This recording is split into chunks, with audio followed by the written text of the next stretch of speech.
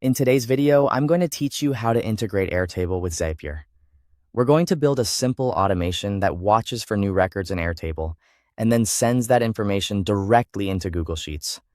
This is a great way to save time, reduce manual data entry, and keep your information synced across tools. Start by logging into your Zapier account. Once you're on the dashboard, click Create and select Zap. This opens a new automation where you'll set up both the trigger and the action. First, click the trigger step. In the app search bar, type Airtable and select it from the results. For the trigger event, choose New Record.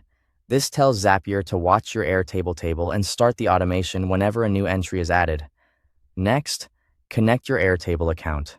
After that, choose the base and the specific table you want Zapier to monitor. Make sure you pick the correct table here, since this is where your incoming records will come from. Then click Test Trigger.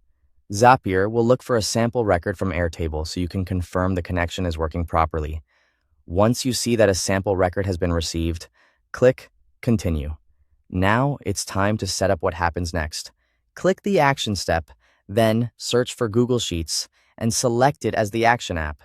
For the Action event, choose Create Spreadsheet Row. This means every new Airtable record will create a new row in your spreadsheet automatically. Connect your Google Sheets account, then choose the spreadsheet and worksheet where you want the Airtable data to go. After that, map the Airtable fields to the spreadsheet columns. This part is important because it controls which Airtable values appear in each column in Google Sheets. Take a moment to match each field carefully so your data lands in the right place. When everything looks good, click Continue. Then click Test Step. Zapier will send the sample Airtable record into Google Sheets so you can verify that a new row is added correctly. Check your spreadsheet and make sure the information appears as expected. If the test is successful, click Publish to activate the Zap. Your automation is now live. To confirm everything is working in real time, add a new record to your Airtable table.